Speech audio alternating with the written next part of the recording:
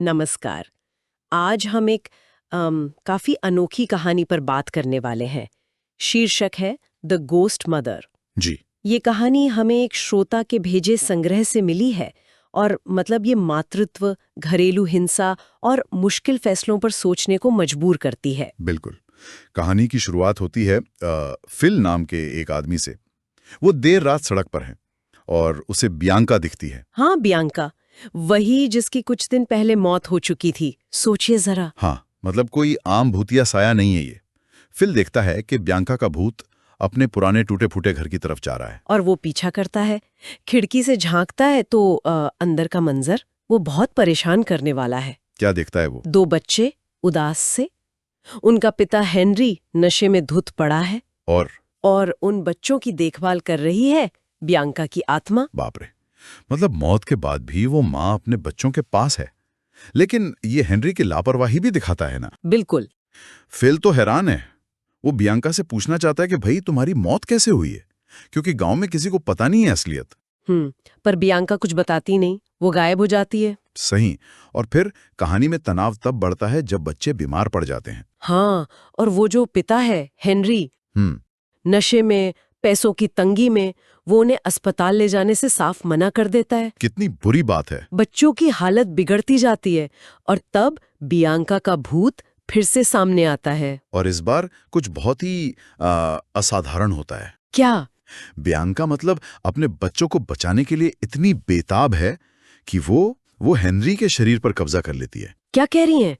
Henry के शरीर पर? हाँ, ये एक तरह से शक्तिहीनता में शक्ति पाने की एक अलौकिक कोशिश है। ये तो वाकई चौंकाने वाला मोड़ है ना? अब हेनरी के शरीर पर उसका कब्जा है तो वो फिल को इशारा करती है या इजाजत देती है कि बच्चों को अस्पताल ले जाओ। अच्छा, फिल ले जाता है बच्चों को। हाँ, और अस्पताल में जब बच्चे ठीक हो रहे होते हैं तब बियांका हेनरी के शरीर से ही फिल को सच बताती है। अपनी मौत का सच? हाँ, वो बताती है कि हेनरी ने ही नशे में गुस्से में आकर उसे इतना पीटा था कि उसकी मौत हो गई। ओहो। और उसने सबको क्या बताया? यही कि वो किसी बीमारी से मर गई। मतलब घरेलू हिंसा का सच छुपा दिया गया। कितना दुखद है ये। बियांका कहती है कि वो पहले चुप रही क्योंकि वो नहीं चाहती थी कि बच्चे एकदम अनाथ हो जाएं। कम से कम पिता का साया तो रहे। समझ आता है। पर अब उसने हेनरी की लापरवाही देख ली थी।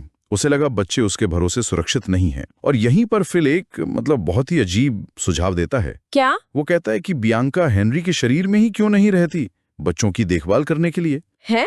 ये कैसा सुझाव है? मतलब किसी और के शरीर पर कब्जा करके जीना? हाँ, नैतिक रूप से बहुत जटिल सवाल है ये। इरादा शायद नेक हो, पर तरीका? लेकिन बियांका मान जाती है। वो इस असामान्य बात के लिए तैयार हो जाती है। अपने बच्चों के लिए? हाँ, वो हेनरी बनकर बच्चों की परवरिश करने लगती है, उन्हें प्यार देती है, देखभाल करती है। लेकिन जाहिर है ये राज ज्यादा दिन छुप नहीं सकता था। सही कहा।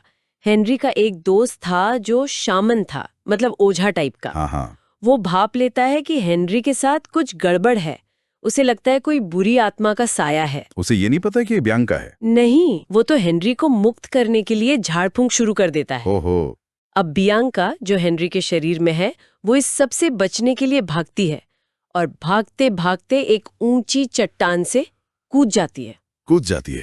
तो फिर? नतीजा, हेनरी का शरीर तो नष्ट हो गया। और बियांका की आत्मा? वो भी मुक्त नहीं हुई, वो वहीं फंस गई।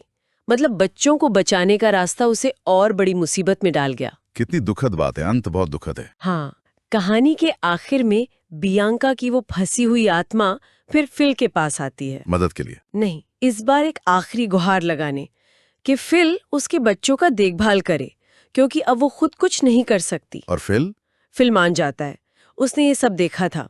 वो उन बच्चों को गोद ले लेता है, उन्हें प्यार से पालता है। तो एक तरह से बियांका की आखिरी इच्छा पूरी हुई। हाँ, पर बहुत बड़ी कीमत चुकाकर। तो ये कहानी द घोस्ट मदर सिर्फ एक भूत की कहानी तो नहीं है बिल्कुल भी? नहीं, बिल्कुल नहीं। ये मातृत्व के बंधन, उसके समर्पण की कहानी है। और घरेलू हिंसा के भयानक नतीजों की भी। और कैसे मुश्किल हालात में लिए गए फैसले, भले ही नेक इरादे से हों, गलत मोड़ ले सकते हैं। हाँ, बियांका का प्यार तो मौत के बाद भी रहा, पर उसके तरीकों ने सब कुछ और उलझा दिया। ये कहानी अलौकिक चीजों का इस्तेमाल करके असल सामाजिक मुद्दे उठाती है। बच्चों की उपेक्षा, शराबखोरी, न्याय की कमी। बिल्कुल। और फिल का अंत में बच्चों को अपनाना कुछ उम्मीद देता है, पर सवाल भी खड़े करता है उस सिस्टम पर जिसने बियांका को इतना बेबस कर दिया। सही कहा। यहाँ एक सवाल शायद श्रोताओं के सोचने के लिए छोड़ा जा सकता है क्या? कि क्या नेक इरादे से उठाए गए चरम कदम हमेशा सही होते हैं? बियांका ने बच्चों को बचाने की पूरी कोशिश की, पर क्या उसके तरीकों ने अनजाने में और ज्यादा दुख पैदा किया? ये सोचने वाली बात है कि कभी-कभी सही और गलत के बीच की लाइन कितनी धुंधली हो जाती है ना। बिल्कुल। अगर आपको ये वीडियो पसंद आया तो वीडियो को लाइक करें और चैनल को सब्सक्राइब जरूर करें। और यही कहानी अगर आप इंग्लिश में सबटाइटल के साथ देखना चाहते हैं तो मेरे इंग्लिश चैनल स्टोरी ग्लाइडर को जरूर चेक करें। मैंने चैनल का लिंक डिस्क्रिप्शन में दे दिया है। वीडियो देखने के लिए आपका बहुत बहुत धन्यवाद।